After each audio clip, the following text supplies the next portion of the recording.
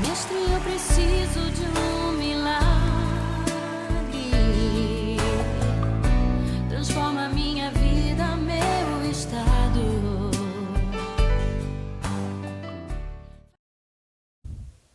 Rômulo Godoy.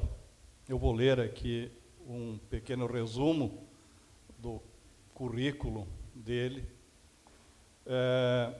Ele é educador físico, com especialidade em nutrição esportiva. Fisioterapeuta, osteopata, quiropraxista com especialização em pilates e bandagens funcionais. Palestrante de qualidade de vida através do sono. Eu vou entrar nessa aí. Tá? E proprietário de loja de produtos ortopédicos. Com vocês, Rômulo Godoy. Secretaria, uma salva de palmas. Obrigado.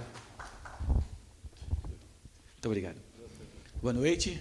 Eu vi que a responsabilidade é grande, né? Porque já começaram dizendo que você não vai sair do mesmo jeito que entrou, né? Então, eu tenho que partilhar com vocês algo que aconteceu na minha história, é o que eu vou fazer hoje, partilhar um pouco da minha vida, abrir um pouco das coisas que aconteceram para que eu chegasse até hoje aqui no Rio Grande do Sul. Eu não sou gaúcho, dá para perceber, né?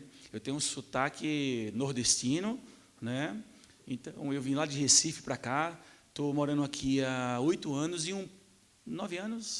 8 anos, e parte do meu compartilhamento, parte do meu testemunho, vai ser exatamente de como eu cheguei nesse lugar no Rio Grande do Sul. Saí lá das praias de Porto de Galinha, de Boa Viagem, do Recife, e vim para cá, para essa terra maravilhosa, onde a gente come churrasco, torce por um time, eu não vou dizer qual é o meu time, mas eu já tenho um time aqui no Rio Grande do Sul, né?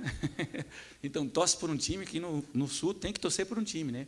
Então, eu vou partilhar um pouco disso. Eu creio, sim, que algo vai acontecer diferente, porque esse testemunho que eu vou trazer para vocês da minha vida, da minha história, e, no mínimo, vai acrescentar algo para você.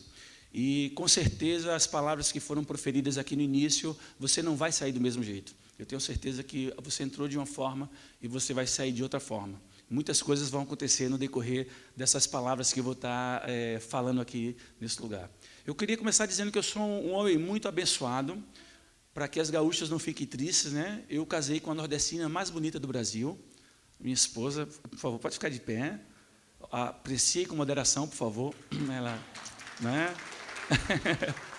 Ela é capitã, então já sabe como é o negócio lá em casa, né? Ela é capitã, é bucomaxila, trabalha na aeronáutica, e por isso, lá em casa a gente tem que andar na linha, né? Tem que estar tudo certinho. Então, eu queria começar, antes de dizer sobre o que aconteceu na minha vida, na minha história, começar falando sobre mim. Tudo começou com o meu avô.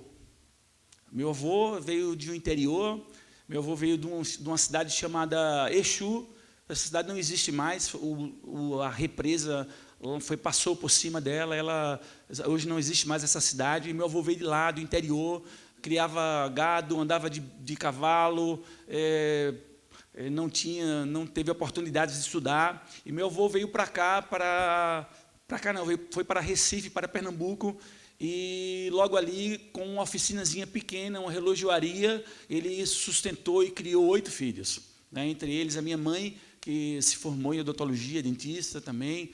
Então, esse meu avô, ele começou a história do lado da minha mãe. Então, uma família simples, humilde, de pessoas que todas elas tiveram que batalhar muito para conquistar alguma coisa na sua história, na sua vida. E, do outro lado, tem a família do meu pai, que é uma família, vamos dizer assim, né? Uma família nórdica. A família do meu pai teve mais oportunidades. Meu avô foi vereador da cidade do Recife durante 22 anos, mandatos após mandatos. Então, se juntou aí agora o meu pai, um homem que teve tudo muito fácil, com a minha mãe, uma pessoa que veio do interior, de uma cidade pequena, acostumada, não tinha nem energia elétrica lá onde meu avô morava na época, eles ficavam com aqueles candeeiros lá, né, às 6 da noite, estava todo mundo dormindo já, deitado. Então, de repente, eles se conheceram e nasceu essa pessoa que está aqui hoje, na frente de vocês. Então, eu cresci nesse lar não foi um lar muito fácil. Meu pai, apesar de toda essa formação que tinha, o meu pai, logo muito cedo, eu recordo isso, logo muito cedo, meu pai, ele era um alcoólatra, mas era um alcoólatra social. Não era aquele alcoólatra que nós íamos buscar ele nos bares, mas era aquele alcoólatra que todo dia bebia e saía do seu trabalho direto para um bar, direto para algum ambiente assim, e só voltava em casa tarde, e aquilo causou problemas sérios na minha família, e eu vi muitas brigas entre meu pai e minha mãe.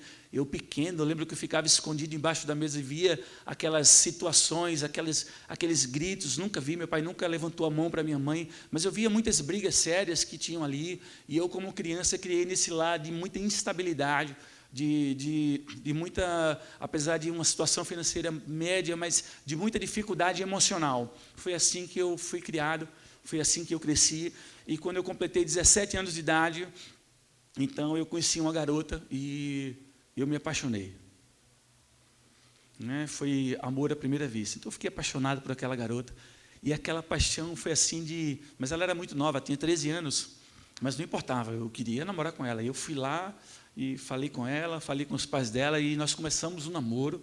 E aí nós começamos com esse namoro, e esse namoro foi adentrando, foi passando um tempo, e nós continuamos namorando, passa um ano, passa outro, até que esse namoro se torna em um noivado. Foi quando meu pai adquiriu um câncer, e ele faleceu desse câncer, e nós noivamos para que meu pai soubesse que, pelo menos, eu tinha escolhido uma pessoa para casar, e que eu iria casar com aquela pessoa. Ele não chegou a participar desse casamento que aconteceu anos mais tarde. Então, a minha história ela veio traçando até esse momento, e nesse momento eu queria dizer para vocês que eu tive eu era uma pessoa assim muito... Eu gostava muito, eu sempre fui alguém que gostava muito de ter uma busca por algo para me preencher. Então, eu e essa minha namorada, nós frequentávamos encontros de jovens, nós íamos para lugares que tinham encontros, era encontro EJC, da igreja Católica, Renovação. Nós íamos para esses encontros, nós estávamos junto com o pessoal nesses encontros, nesses momentos, aí nos casamos. Quando nós nos casamos, depois de um tempo de casado, na verdade, esse tempo foram 7 anos de casado.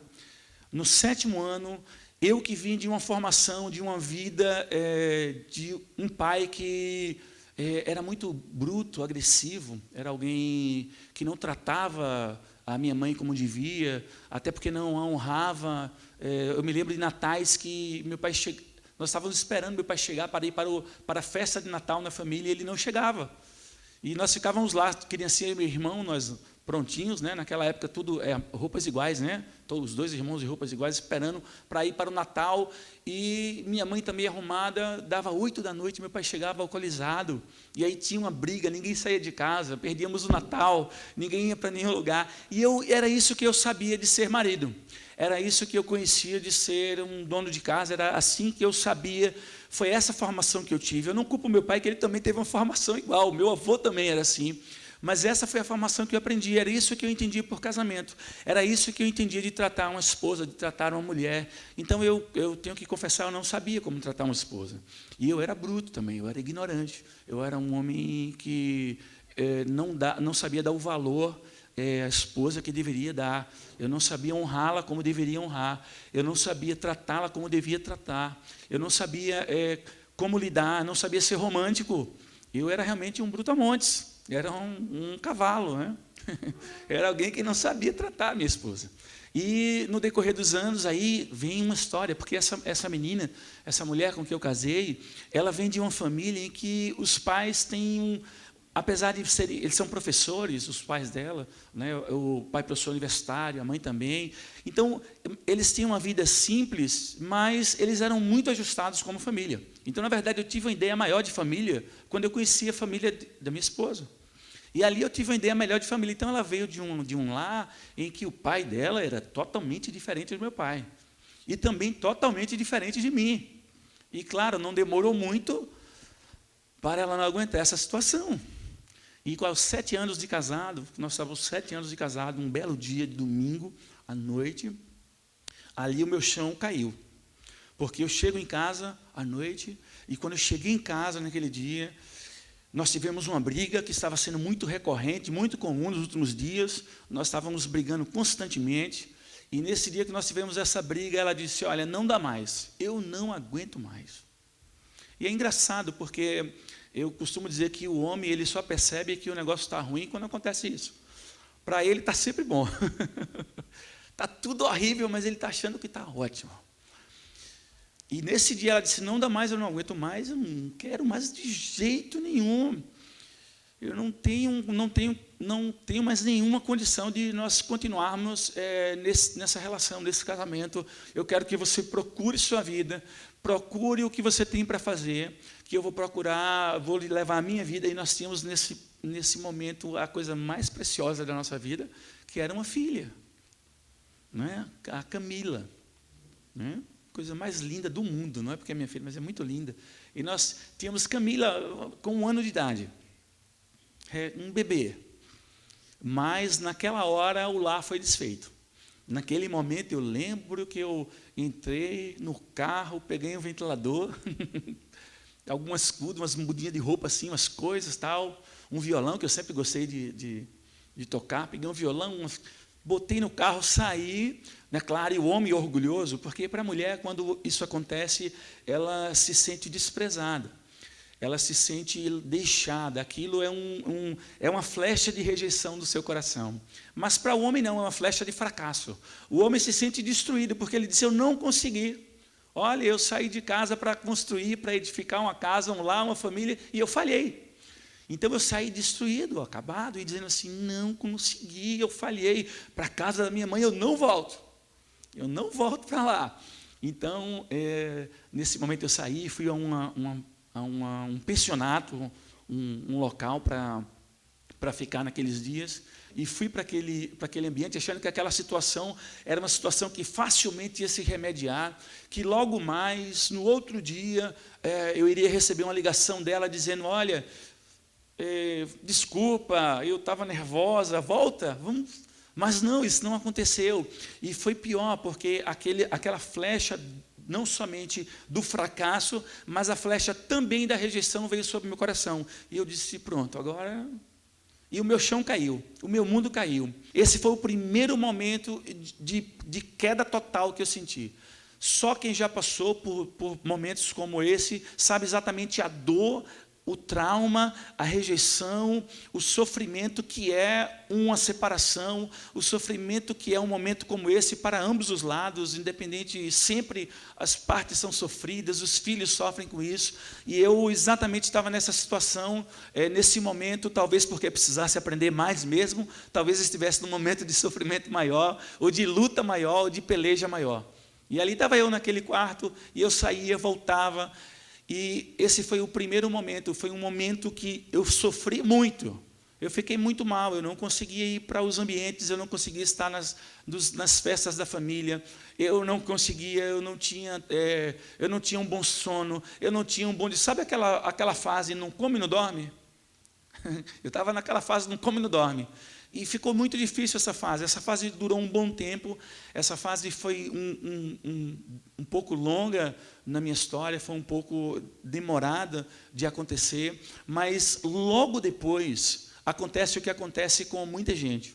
Depois que passou essa fase de dificuldade, eu lembro que, olha, um dia foi tão assim, a coisa aconteceu de uma forma tão inesperada na minha vida, que eu estava aqui chama-se lancheria, né? Eu estava na lancheria da academia onde eu trabalhava. E ali era onde eu almoçava, e eu cheguei para almoçar, e a dona da lancheria, que ainda é amiga minha, ainda conheço de Recife, ela disse, Rômulo, olha, deixa eu te falar uma coisa, tu está devendo muito aqui. Né? Eu vou te dar aqui esse almoço hoje ainda, mas amanhã, se você não pagar aqui a lancheria, não vai dar para almoçar mais, né? E eu dizia agora, né? E aí lembro que eu fui tomar banho, e olha só, e eu entrei assim debaixo do chuveiro e comecei a tomar banho no chuveiro. E nesse momento assim, eu tomando banho, eu dizia assim, como é que eu vou voltar para casa hoje? Eu estava sem dinheiro para voltar para casa. Como é que eu vou voltar para casa hoje? E eu tinha comprado, muito tempo atrás, uma bermuda da Adidas. E olha, e naquela hora ali que eu estava naquele chuveiro, eu fiz uma prece a Deus, né? Fiz uma prece, eu queria voltar para casa. E tomei banho. E quando eu saí do banheiro, que eu fui botar aquela bermuda, tinha uma pessoa no banheiro. Olhou assim para mim e disse: onde tu comprou essa bermuda? Aí eu disse: faz tempo já. Ele disse: quanto foi que você pagou nela? Eu disse: R$90. Ele disse: me venda, por favor, essa bermuda. Eu lhe pago 150. Aí eu disse: rapaz, essa prece que eu fiz foi ouvida. E aí eu peguei aquele valor, paguei lá a lancheria, mas aí as coisas começaram a mudar. A coisa começou a modificar, e eu comecei a me restaurar, e comecei a trabalhar, e comecei a novamente arrumar alunos na academia, e a coisa foi melhorando. E aí, quando isso começou a acontecer, aconteceu a segunda fase da história de um homem quando ele sofre a rejeição, ou de uma mulher quando sofre a rejeição. A segunda fase foi a fase do deslumbramento. E eu casado, 7 anos. Agora eu estava solteiro. Personal trainer. Numa academia que, assim, da alta socialite de Recife, a maior rede de academias de Recife. E eu disse, e eu lá, e era coordenador, e era personal, e era novo. Então eu disse, agora eu estou feito, olha só. Todas essas mulheres aqui na academia, toda essa influência que há aqui na academia. Então, os meus alunos, eles começaram, eu tinha alunos que começaram a dizer assim, mas Rômulo, vamos sair com a gente? Eu disse, rapaz, não, esse negócio, vamos sim. Eu comecei com eles me levavam para todos os lugares, né? E a gente saía para muitos lugares, e a primeira coisa que eu aprendi foi a beber muito. Eu tinha aversão de bebida. Eu não suportava a bebida. Quando alguém falava de bebida, assim, eu dizia, não, bebida não. Eu dizia, mas porque você não bebe, por quê? É a sua religião que não permite. Eu digo, olha, eu detesto bebida. Eu tinha uma aversão, porque eu vi uma história de destruição da minha família, exatamente com o álcool. Então, eu nunca quis beber. Eu nunca quis tocar em álcool, nenhum tipo. E, de repente, a primeira coisa que eu fiz foi, mas não era beber socialmente, não era tomar um vinho, não. Eu comecei a sair, esses meus alunos paravam assim à noite e colocavam as garrafas de cima da mesa e nós bebíamos, e eu comecei a gostar dessa coisa boa isso aí, e comecei a beber muito, e aí depois de beber muito, começou o envolvimento com as mulheres. E eu lembro que assim, esses meus alunos, eles traziam mulheres de programa de São Paulo, elas vinham para cá, pareciam modelos. Né? Pareciam modelos, porque eram mulheres contratadas que vinham de São Paulo para cá, e a gente passava o dia na lancha com essas mulheres, passava o dia indo para um lado, indo para o outro, contratado, eles passeavam de mão dada com elas, parecia que era um modelo que eles... sabe? E começou então a vida de envolvimento com álcool, envolvimento com mulheres constantemente. Eu comecei a achar aquilo muito bom, comecei a achar que eu estava vivendo muito bem, que aquilo era maravilhoso, não havia nada melhor do que aquilo, e realmente, olha, eu perdi muito tempo da minha vida ficando com esse negócio de casamento, ficando com essa coisa de família, porque, olha, isso é bom demais. Eu saio, volto a hora que eu quero. E aí, nesse momento, já estava morando em um flat, uma rua antes da beira-mar de Boa Viagem, então era uma rua paralela, um lugar super bem conceituado. Embaixo era um banco, em cima era um flatzinho, todo montado, todo programado, um flat que eu tinha tudo ali que eu precisava, tudo que eu queria. Eu chegava a hora que eu queria, eu voltava a hora que eu queria. Estava tudo muito bom, mas do envolvimento do álcool, do envolvimento com mulheres, aí veio o cigarro também. Então, sempre o cigarro junto com o álcool nas noites, e as minhas noites passaram a ser, não somente agora no sábado e no domingo, agora eu tinha como sair mais. Então, os meus alunos diziam, não, vamos sair também na sexta, tá bom, então era sexta, sábado e domingo. Mas aí estava pouco, porque você sabe, a noite, a noite ela promete todos os dias. Se nós quisermos todos os dias fazer alguma coisa, vai ter todo dia alguma coisa para fazer. Então, olha, quinta-feira também, tá? Então tá bom. Então era quinta, era sexta, era sábado e era domingo. Então, a minha saúde começou a ficar um pouco também danificada, porque eu não trabalhava como eu devia trabalhar. Eu não rendia como mais rendia. Eu tinha alunos de 5 da manhã, que eu já chegava de 5h30, e já não chegava mais com a mesma disposição. Por quê? Porque Eu saía à noite, então não tinha como chegar com a mesma disposição. E eu era coordenador dessa academia, e a dona começou a olhar assim, e esse coordenador está meio, né? Não está tão legal. E aí, depois de um tempo que eu passei vivendo com essas coisas, e o álcool, o cigarro, em menor proporção, mas o cigarro. E aí foi quando, em uma dessas festas, uma festa muito chique, uma festa aqui na praia de Serrambi, na casa de um amigo e aluno meu, que só chega lá se for de helicóptero. Ele disse, vamos dar uma festa lá na nossa casa, e eu quero que você vá, Rômulo. Claro, não vou perder essa festa. É maravilhoso. Ele disse, olha, tu vai para o L ponto da academia, na academia tinha um L ponto em cima, que a gente te pega lá, e depois a gente deixa lá. Eu disse, está ótimo. Fui lá para o L ponto, todo empolgado, a festa tinha um tema que era havaiano, e eu botei uma roupa de havaiano, colar de havaiano, e o helicóptero me pegou ali, me levou até a festa de Serrambi. Quando chegou na festa de Serrambi, bebida, tal. E aí foi quando ele pegou um saco assim branco, cheio de comprimido azul, e disse, Rômulo, quer uma cibalena? Aí eu disse, cibalena? Será? Né? O que é cibalena? Não, tome isso aqui que você vai gostar muito. Isso aqui é muito bom. E era o êxtase. E ele me deu aquele comprimidinho de êxtase, e com aquele comprimido de êxtase, pronto, à noite ficou uma criança.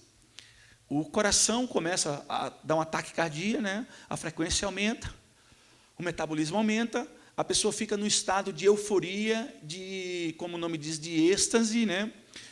E fica dançando, e fica pulando, não sai mais do salão, fica o tempo todo lá pulando, e isso se repetia umas 3 ou 4 vezes, graças a Deus, porque eu não sei aonde iria continuar se eu tivesse continuado como eu estava. E depois desse momento que eu estava vivendo nessa coisa muito louca, nessa vida muito desregrada, a dona da academia que eu trabalhava, ela me chamou e disse, Rômulo, eu gosto muito de você, eu não sei o que está acontecendo com você, meu filho.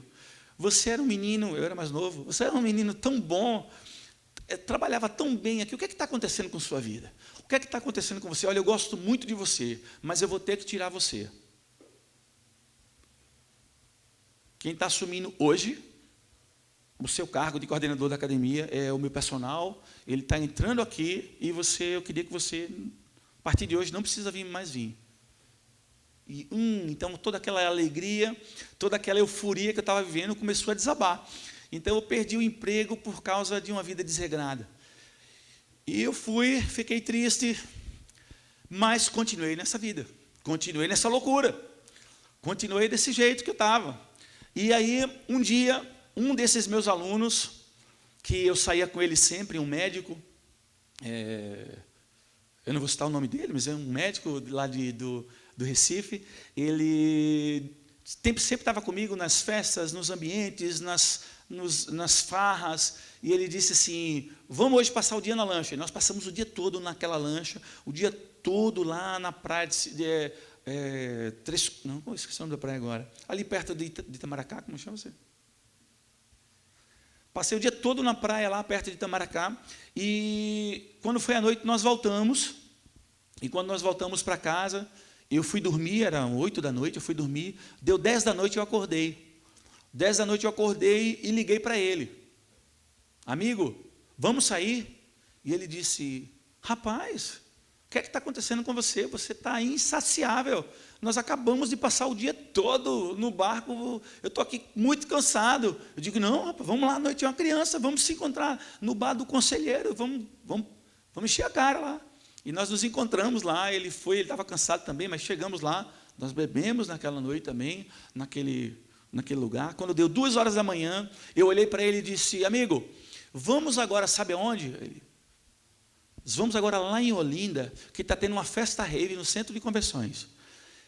E ele olhou para mim e disse uma frase que eu não sabia o quanto ele estava certo com essa frase que ele falou. Ele olhou para mim assim e disse assim, Godoy, ele chamava de Godoy, rapaz, só Deus para mudar a tua vida. Godoy, só Deus para te parar, cara. E eu parei, e aquilo foi uma flecha no meu coração, porque eu me lembrava que eu não era assim. Quando ele falou aquilo, me veio como que um filme dizendo assim, eu tinha tudo que um homem precisa. Eu tinha tudo que um homem deseja. Eu tenho tudo que todo mundo que está na noite precisa. Eu tinha uma família, uma esposa, eu tinha uma filha, eu tinha tudo, eu tinha emprego, eu tinha tudo que alguém precisa para ser feliz, eu tinha tudo que alguém precisa para estar bem, e eu joguei tudo fora, por falta de conhecimento, por ignorância, seja lá pelo que for, mas eu joguei tudo isso fora, e agora não tenho nada, e eu estou aqui vivendo essa vida que aparentemente todo mundo que olha está achando que é ótimo, mas não é. Só para vocês terem ideia, né? Eu, quando estava dizendo essa frase, eu tenho hoje 90 quilos, mais ou menos. Nessa época eu tinha perto de 100 quilos. Muito forte, bombadão, de praia, né? Preto de praia. Aqui, um brinco de argola na orelha esquerda. E aqui uma corrente que parecia uma corrente de cachorro, de tão grossa, que era pendurada no meu pescoço. Era essa figura aí que estava vivendo essa história. E quando ele disse aquilo, eu entrei no carro, ele não foi. Eu entrei no carro e disse, agora eu vou para essa festa. E quando eu entrei no carro e que estava indo no caminho para ir para essa festa, eu comecei a chorar. Chorava, veio uma tristeza tão grande assim no meu coração. Veio um sentimento depressivo tão forte, porque tudo isso que eu falei aqui me veio. Eu disse, eu tinha tudo e joguei fora. E eu comecei naquela hora, desesperadamente chorar mesmo, e dizer assim, a minha vida não tem sentido.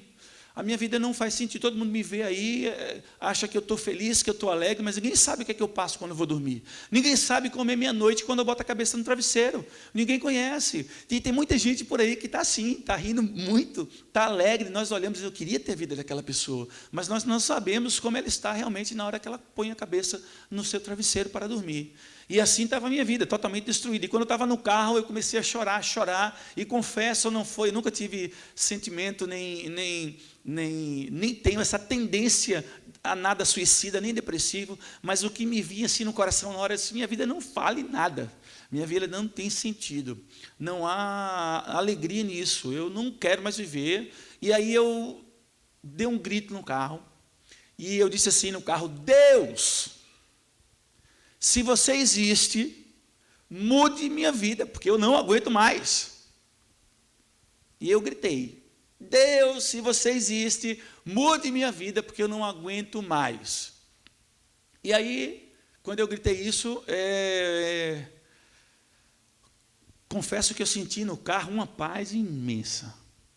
Toda a minha angústia, todo aquele sentimento de que a vida não valia nada, parece que deu naquela hora uma acalmada, e eu passei na frente de um lugar, e na frente desse lugar é uma igreja que estava sendo fechada por uma pessoa que estava fechando os portões, e eu nunca vou esquecer daquela cena.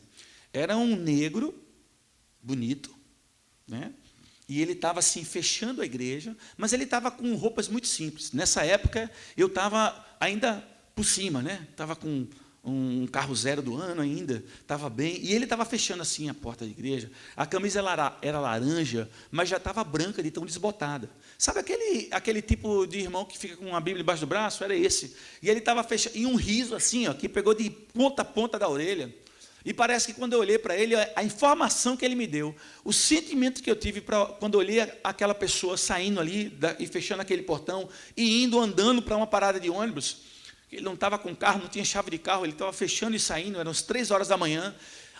Aí, o que ele me passou, o que me mostrou quando eu olhei para aquele homem ali, foi exatamente, esse cara tem paz e você não tem. Ele não está com carro que você está, mas ele está bem. Você está com a camisa mais bonita que é dele, mas ele está bem, e você não está. Foi isso que eu senti. E aí eu senti ali no carro realmente a presença de Deus. Parecia que era a primeira vez que Deus tinha falado mesmo comigo de alguma forma, me dado alguma resposta, porque até então não tinha essa resposta. E eu fui com uma certeza, que eu não ia mais, estava cansado, eu não ia mais para aquele ambiente lá que eu tinha dito que ia, e eu ia agora para a casa da minha mãe, que morava em Olinda, que era perto, e eu ia dormir na casa da minha mãe. Fui para a casa da minha mãe, e quando eu cheguei lá, eu tinha chave, eu entrei na casa dela. Quando eu coloquei a cabeça no travesseiro, me veio aquele sentimento assim, amanhã eu vou naquele lugar que aquele cara estava fechando o portão. E eu pensei, mas será que vão me aceitar? Com essa corrente que eu uso, com esse brinco que eu tenho, será que eu tenho que tirar tudo para me aceitar? Mas eu vou. E eu decidi que eu iria no outro dia para aquela igreja lá. E eu fui. Acordei e disse para minha mãe, eu vou para a igreja. Ela disse, olha, meu filho, a missa do Padre Lino não começa às 7h30. Eu disse, não, mas hoje eu vou, mãe, numa igreja que eu passei na frente e vi que tinha um cara lá, eu vou lá. Eu acho que é de crente. Ela disse, meu filho, o que foi que eu fiz de errado? Para você querer ir numa igreja de crente. Eu disse, não, mas eu vou lá naquela igreja, eu passei na frente e tinha lá uma pessoa que eu vi, eu vou naquela igreja hoje, eu preciso ir lá, eu tenho que ir nesse lugar. E aí eu me decidi, tomei coragem, né? Botei a roupa menos chocante que eu tinha, né? Tirei o brinco da orelha, coloquei a corrente para dentro e entrei lá naquele lugar, para respeitar o lugar que eu ia, né? Eu estava todo, e entrei lá, e quando eu entrei, eu cheguei um pouco mais cedo, eu sentei, eu disse, eu vou sair daqui, só tem eu aqui, eu vou embora. Quando eu ia embora, chega uma pessoa assim, olá, meu amigo, e me deu um abraço. Eu não estava muito acostumado com isso. As pessoas que eu andava, ninguém estava me dando um abraço, só a não ser que estivesse pagando alguma coisa para eles, né? E não, ele, meu amigo, deu um abraço e disse, sente aqui, por favor, e já vai começar aqui o culto. Eu digo, é a missa, é o culto, vai começar já. Então fique aí, eu fiquei lá, sentado, aguardando, e ele começou a conversar comigo, você faz musculação? Eu digo, faço. E ele disse, então, olha, eu estou querendo fazer, e começou a puxar papo, né? Aquela coisa, ele estava me ganhando para não correr, que eu estava com vontade de correr dali. E eu fiquei lá naquele lugar, e quem foi a primeira pessoa que chegou, que subiu naquele ambiente mais alto, né, que tem os instrumentos, que é chamado de púlpito, né? Quem foi a primeira pessoa? Foi aquele homem que eu vi. Ele era um dos adoradores, um dos cantores, né, dos ministros do louvor lá da igreja. E ele subiu, e o mesmo sorriso. Mas quando eu vi aquele sorriso, eu digo, não saio daqui mais não, vou ficar aqui. Porque foi por esse sorriso que eu vim para cá. E eu fiquei lá sentado, e aí foi muito bom, porque ele começou a tocar aquelas músicas, os hinos, e um dia antes eu estava chorando, querendo tirar minha vida. Um dia antes eu estava chorando, sem sentido nenhum na minha história, e quando começou a tocar aquelas músicas lá, eu comecei a chorar. Mas não estava mais chorando triste. Eu estava chorando de alegria. Estava muito bom estar naquele lugar.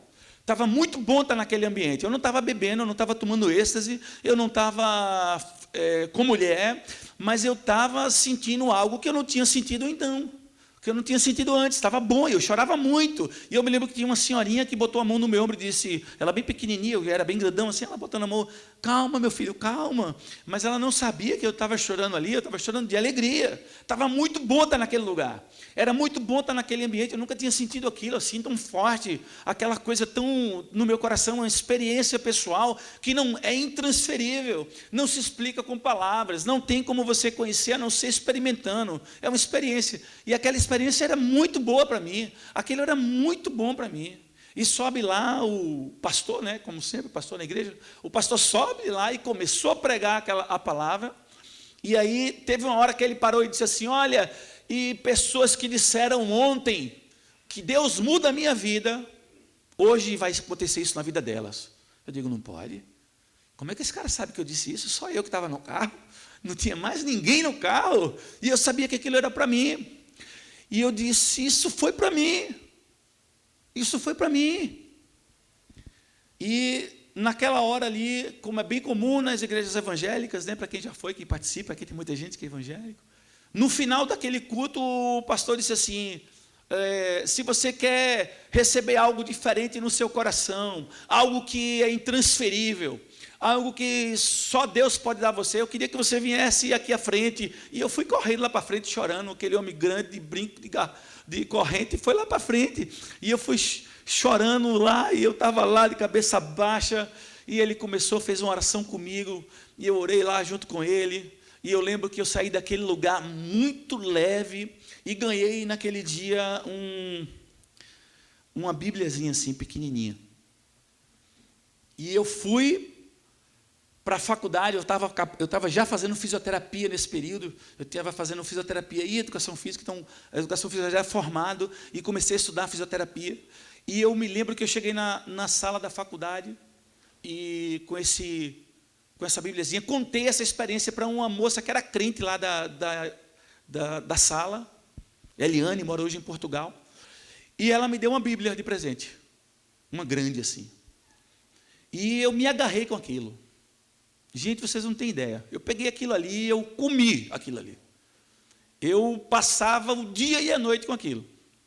Era o dia e a noite, todo intervalo, tudo que eu tinha de tempo, eu pegava aquele livro e começava a ler, e perguntava. E esse rapaz que me perguntou lá na igreja se eu fazia alguma coisa, se eu podia passar uma série para ele de musculação. Quando foi no sábado, que eu estava pronto para ir para aquela balada, no outro sábado depois desse dia, estava todo arrumado, quando eu vejo a campainha toca. E o interfone toca, eu atendo e diz, quem é? Ele disse, é Júnior. Disse, que Júnior? Júnior da igreja. Que Júnior é esse da igreja? Disse, Júnior, rapaz, é aquele que tu vai fazer a série para mim, de musculação. Ah, tá, eu posso subir. Eu estou com um pessoal aqui com um violão e uma pizza. Aí eu disse, pode. Aí eu pensei, né, não, mas esse povo crente é fogo. Aí subi, mas crente dorme cedo. Eles vão sair daqui e eu vou para a balada. E aí vou. E ele subiu lá, com um violão, um povo lá, uma pizza, umas Coca-Cola, aquela coisa assim. E chegou lá, e aí a gente começou a conversar. E os meninos tocando violão, e eu sempre toquei violão, peguei o meu e ficou aquele negócio, tocando e cantando e brincando e conversando. Gente, 1, 2 da manhã. E eles estavam lá, e eu digo, esses crentes, tão tarde, eles estão aqui. E eles estavam lá, eles não foram embora. E quando eles foram embora, sabe, perdeu toda a vontade. A noite já tinha sido completa, já estava plena. E aí eu peguei a Bíblia e comecei a ler a Bíblia, ler a Bíblia. Eu gosto muito de fazer tudo com muita intensidade. E eu comecei a ler. E eu comecei a ler essa Bíblia, ler. E quando eu me deparei, perto de 4 meses, depois que eu estava lá frequentando aquele ambiente, indo nos domingos, comecei a me afastar, já não tomava mais êxtase, já não saía mais para as noitadas, para encher a cara, não queria mais envolvimento com mulheres, não queria, e todo mundo disse, esse cara agora ficou louco. Você está louco? Eu estava louco mesmo, né? Você está louco? E eu fiquei lá naquele processo, que é um processo, e tem uma passagem nesse livro que diz assim, você não pode dizer que ama a Deus, que é invisível, e se você odeia ao outro, ao próximo, que é visível, que é real, que é tocável. E quando eu me deparei com esse versículo lá no livro de 1 João, nas cartas de João, quando eu me deparei com isso, algo falou no meu coração e eu vi a quantidade de pessoas com quem eu não falava. Com quem eu era brigado, com quem eu era inimigo, com quem eu não preciso nem dizer para vocês que durante esse período que eu estou contando a história, eu era um péssimo pai. Não preciso dizer, né? Não dispensa comentários a vida que eu levava para exercer uma paternidade como deve ser. E quando que eu percebi que eu tinha muita gente que eu era inimigo, eu peguei o telefone, tomei coragem e comecei. O primeiro foi meu tio Marconi, que era um tio meu, que tinha trabalhado para ele, e ele não me pagou o que tinha que pagar, e eu fiquei chateado. Ele foi o primeiro, peguei o telefone, tio Marconi, disse, fala Rominho. Eu disse, tio, é o seguinte, eu estou ligando para o senhor para dizer que eu lhe perdoo. Mas de quê, rapaz? Que o senhor nunca me pagou, mas eu lhe perdoo, eu não tenho uma raiva. E ele, meu irmão, então, olha, me desculpe. E começou, e eu saí, ligava para um, e ligava para outro. Eita, a missão está ficando comprida. E aí eu fui vendo várias pessoas, e eu disse, eu tenho que fazer isso mesmo. E eu comecei a ficar, parecia que tinha tirado um gigante que estava agarrado nas minhas costas. E eu comecei a ligar para um monte de gente, Quando acabou a minha lista, que estava completa, eu parei, sentei e fiz, missão cumprida. E aí não. Aí, no meu coração, alguma coisa falou assim, olha, e tua ex-mulher? Que vocês não falam, que vocês são brigados, só se fala para resolver coisas. Eu digo, aí não, Senhor. Aí está pedindo muito. Não é? Aí já é demais, né? Aí eu fui deitar, mas sabe que aquele incômodo não parou? Ele continuou, até que eu tomei coragem, peguei o telefone Disquei. Milane? Alô? Ela, alô? Tudo bem? Tudo bem.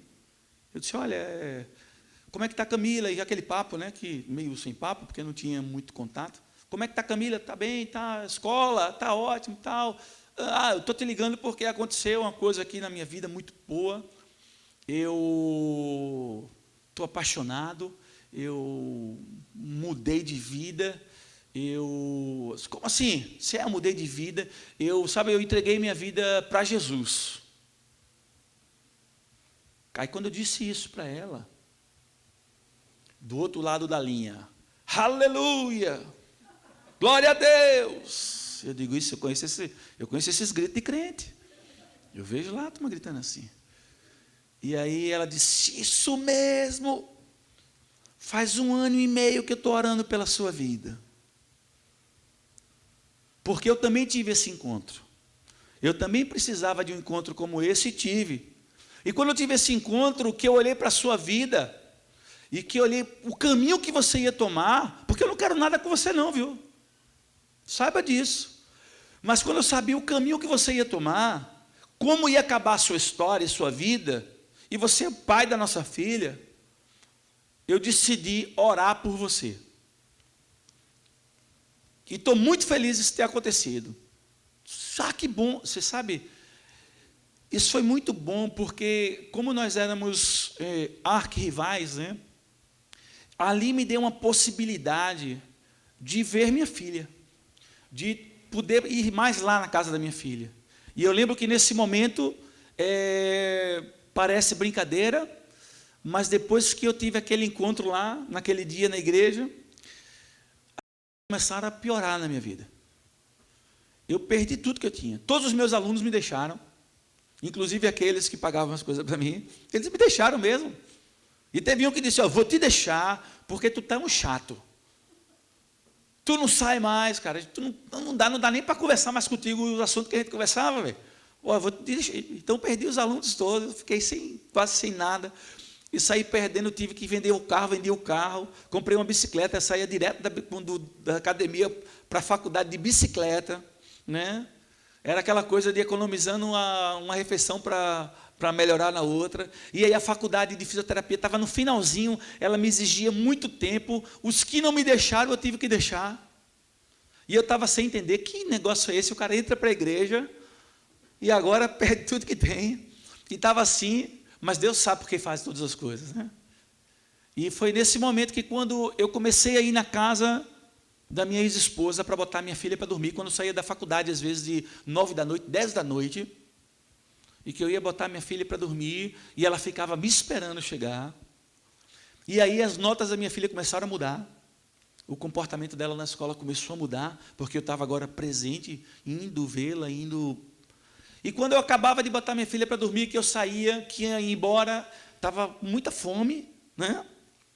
E aí a minha ex-esposa dizia, você quer comer? Né?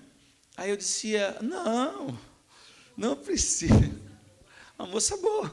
Aí disse, você quer comer? Aí eu disse, não. Aí ela disse, não, porque eu tenho aqui um jantar para você. Então tá bom, eu quero. E aí eu sentava ali para jantar, e sabe o que ela fazia? Ela sentava, eu comendo, ela botava a Bíblia assim, abria a Bíblia e começava a me ensinar as coisas. Eu não sabia de nada. E começava, isso é assim, isso é assim, isso é assado, isso é assim, você vai aprender isso é assado. E começava a me ensinar tudo. E para não ir muito nas delongas disso, em 1 ano depois, 8 meses depois disso, que eu ia na casa da minha filha, e eu só tinha um aluno, e esse aluno era troca de uma aula no apartamento que eu morava, que era nesse flat. Eu já tinha vendido fogão, eu não sabia cozinhar, vendi logo o fogão. Já tinha vendido a mesa, já tinha vendido as cadeiras, já tinha vendido o guarda-roupa, as roupas estavam tudo assim empilhadas no chão. Já tinha vendido, não vendi geladeira. Não, a mesa também eu vendi depois, eu já tinha vendido um monte de coisa lá. Tudo que dava para vender, eu saí vendendo, para pagar as coisas, para pagar as contas. E aí foi quando um dia eu pedi para deixar a Camila comigo no apartamento, que minha ex-esposa chegou, que entrou, que olhou a geladeira, né, cheia de água, olhou aquela estrutura e disse: olha, me desculpa, mas Camila não tem condições de ficar com você aqui. Aquilo foi o fracasso, né? E era verdade, não tinha mesmo condições de estar ali, né, comigo naquele momento. E aí foi quando ela disse: olha, você quer vir morar lá em casa?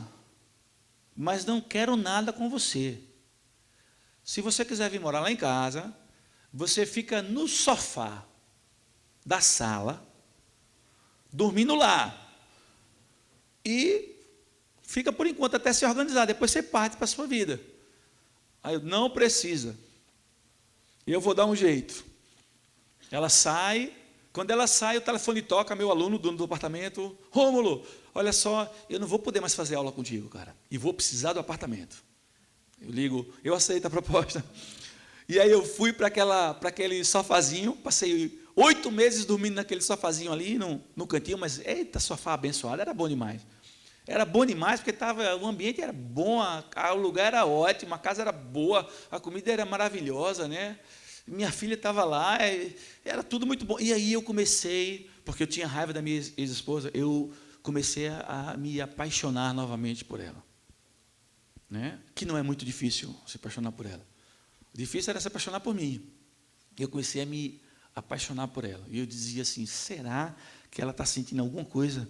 Será que isso está acontecendo no coração dela também? Mas, para resumir, depois de 8 meses naquele sofá, nós nos casamos novamente, né? Foi a Milane que está ali. Nós nos casamos novamente porque nós tínhamos o divórcio assinado. Eu me casei, eu sou uma das poucas pessoas que se casou 2 vezes com a minha mulher.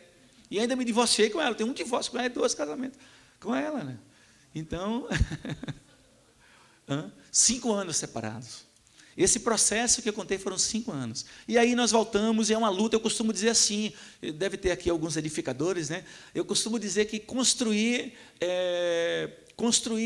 em cima do nada, do terreno, é mais fácil do que ter que derrubar, tirar escombros e construir em cima de algo já tão difícil. Mas foi assim a escolha que Deus fez para nós. Eu sei que para outros Deus faz outras escolhas, tem outros caminhos que Ele traçou, mas para o nosso foi assim. Então nós começamos a construir debaixo de escombros, debaixo de feridas, debaixo de mágoas, debaixo de situações que somente com Jesus e com o perdão é que se consegue construir. Somente com essas 2 opções, não há outra opção, não há outro caminho de se reconstruir algo assim, que foi tão traumatizado, que foi tão ferido, tão machucado, a não ser dessa forma. E foi quando isso aconteceu, nós nos casamos, a coisa começou a mudar, eu me formo em fisioterapia, e aí eu ganho de presente um curso de osteopatia, que é um curso caríssimo, eu não tinha condições de pagar esse curso, mas eu recebi de presente todo inteiro, do primeiro ao último dia, e depois eu montei um consultório em Boa Viagem, e muitos dos alunos que tinham me deixado tiveram que ir para o meu consultório com dor para eu tratar deles lá depois e deixar eles bons. E aí a vida começou a melhorar, a vida começou a se estabilizar, até que um dia ela chega para mim e diz assim: olha, eu quero fazer um concurso na aeronáutica. Eu disse: faça. Ela já era militar, mas era militar temporária. Mas a vaga é no Rio Grande do Sul. E eu pensei: não, e meu consultório, né? Já estava um tempão, isso aí, já estava quase 5 anos de consultório montado. Ótimo, bom demais, assim, para marcar um horário comigo, tinha que ser 5 semanas depois. Eu me sentia, E aí, eu vou deixar tudo isso? E aí, sim. Aí eu disse para ela: olha, é a sua vez. Sim, vamos. Do mesmo jeito que você me recebeu aqui, sem nada. Eu não podia pagar uma conta de energia, uma conta de água, um pão, não podia comprar. Desse mesmo jeito a gente vai e eu reconstruo minha vida lá, no Rio Grande do Sul. Mas tem um detalhe: se você passar. Quantas vagas tem? Uma. Vai ter outro concurso por aqui mais perto. Ela já era concursada em Recife. Vai ter outro concurso que ela vai passar, porque é mais próximo. Mas não é que ela passou em primeiro lugar. Tinha uma vaga que era eu disse: se for para o Rio Grande do Sul a gente vai, porque a segunda vaga já não era Rio Grande do Sul, era Manaus, Belém. Digo: não, Belém não, mas se for Rio Grande do Sul, eu vou. E aí, se passar, e ela passou. em primeiro lugar no Rio Grande do Sul. E quando ela disse, eu passei, eu disse, tudo bem, vamos para o Rio Grande do Sul. E aí, nesse momento, desse período, nós já éramos pessoas que estávamos ativas na igreja. Aquilo que aconteceu na nossa história, no casamento, aquilo que foi vergonha, destruição e desonra, isso passou a ser agora usado para ajudar a casais que estavam passando por coisas que não precisariam passar se tivesse alguém que dissesse, olha, é normal acontecer isso, mas tem jeito. Há solução para isso. Deus é capaz de mudar o coração do homem, da mulher, de restaurar o amor, de fazer novamente aquilo que não tinha mais, de ser novamente. Então foi quando eu ouvi isso, quando nós fomos usados para isso, lá em Recife, começamos a trabalhar com muitos casais, e eu comecei a pregar a palavra na igreja, que antes de nós virmos para cá, para o Rio Grande do Sul, nós fomos separados e fomos ungidos como pastores em Recife. E a coisa mais louca do mundo, porque eu nunca vi um pastor ser ungido para ir para um lugar sem nenhuma ovelha, né? O pastor tem que ter ovelha, né? E nós chegamos aqui no Rio Grande do Sul, alugamos um apartamentozinho pequeno, bem pequenininho, e lá nesse apartamento nós fazíamos toda quarta-feira o chamado culto doméstico. Nós orávamos juntos, eu pegava o violão, às vezes eu preparava uma palavra para pregar para ela e para minha filha. E às vezes ela preparava uma palavra para pregar para mim e para minha filha. E assim ia, e orávamos um pelos outros. E aí a vizinha que nos alugou o apartamento, que era um bloco de apartamentos, ela disse, seu Rômulo, um casal lindo, de velhinhos, seu Pete e dona Pete. Seu Rômulo, eu percebo que tem um barulho aí, dia de quarta-feira. Eu disse, dona Pete, desculpe, é que eu fico tocando violão, a gente fica fazendo um culto doméstico, mas eu não vou tocar mais. Ela disse, não, senhor Rômulo, será que eu e o Pete podemos participar? Sim, dona Pete. E na quarta-feira eu me preparei uma palavra, vai ter 2 pessoas, 2 ovelhas a mais agora, e eu preparei aquilo com todo amor, eles vão, e naquele dia eu fiz a mesma pergunta que o pastor fez para mim há anos atrás. Eu disse para eles dois assim, vocês querem aceitar no coração de vocês agora Jesus? Eu não estou oferecendo religião, não estou oferecendo denominação, eu estou falando agora de uma vida nova com Jesus. Vocês querem isso para vocês? Sim, em lágrimas. Eles foram os primeiros membros da igreja. Depois, uma semana depois, nós estávamos em casa. Agora já não era mais 3, eram 5. E aí sobe a vizinha de baixo com seus 2 filhos, desesperada, porque o marido dela tinha acabado de largar ela, deixar a casa, deixar tudo. Nós podemos subir e participar com vocês? Sim. No final, quem quer fazer essa oração de ter Jesus no seu coração? Aqueles 3 disseram, nós também queremos. E aí a sala já não dava. Alugamos um apartamento embaixo do nosso, só para que as pessoas fossem. E aí começou a ir os vizinhos e os amigos, e começou. E teve uma coisa que eu esqueci de falar. Eu agora concluí o curso de teologia, mais um curso que eu tinha feito, né? Essa semana agora estou entregando o final, depois de longos e duradouros anos, né? Depois trabalhando e tentando fazer, é mais difícil. Então, eu comecei lá, nós começamos essa obra de Deus lá, e hoje nós estamos à frente de uma obra do Senhor. E a nossa vida começou a dar uma guinada. Quando eu cheguei no Rio Grande do Sul, eu não tinha paciente, eu ia lá para o Lúcio Lages, ele até ficou de vir hoje, né? Tem aqui os alunos de Lúcio lá, uma pessoa muito querida, e eu ia para ele lá e ficava sentado lá o dia todo, esperando que alguém fosse, não tinha ninguém para ir. E eu dizia, meu Deus, eu ia para casa e voltava, sentava no outro dia e alguém, não, ninguém. E ele tentava insistir, chamava um aluno ou outro para ver se ia ser atendido por mim, mas não ia ninguém. E eu fiquei lá um bom tempo e eu dizia, será que nós fizemos a coisa certa? E logo as coisas começaram a mudar. Então a coisa começou a melhorar em Lúcio. Depois eu montei um consultório em Canoas. Depois de Canoas, eu comecei a voltar para Recife uma vez no mês para atender em Recife. Amanhã eu estou indo para Recife, marquei a viagem para amanhã, normalmente eu vou na segunda, porque eu sabia que hoje era para estar aqui, eu sabia que, de alguma forma, você vai receber aquilo que foi falado no início, sair diferente hoje daqui. E Eu ia para Recife, atendi em Recife também, passava uma semana, voltava. Então, hoje eu atendo em Recife, em Santo Antônio da Patrulha, atendo aqui em Porto Alegre, no Espaço Personal Lúcio Lages, né? A minha esposa veio como primeiro-tenente, hoje ela já é a capitã, né?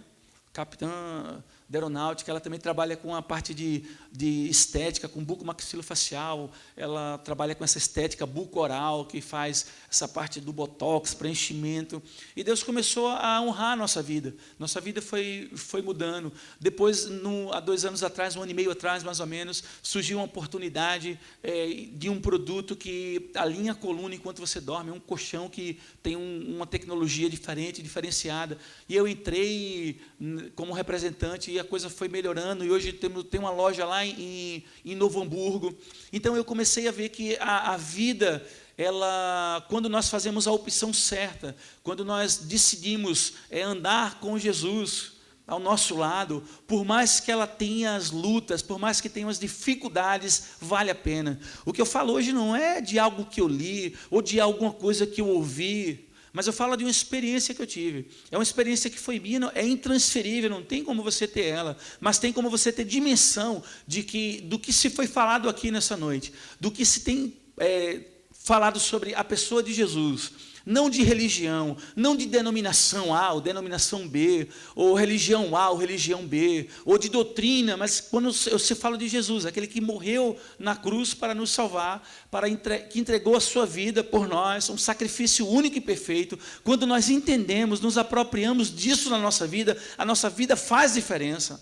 Eu duvido e nunca vi, em todo esse tempo que eu tenho caminhado, essa caminhada com Ele, eu nunca vi uma pessoa que o buscou, eu nunca vi alguém que entregou-se a Ele completamente, eu nunca vi um casamento que coloca aos pés dEle, que Ele não restaure, que Ele não transforme. Não há um casamento aqui nessa noite, não há um só, que Ele não seja capaz de restaurar. Não há... Mestre, eu preciso de um milagre.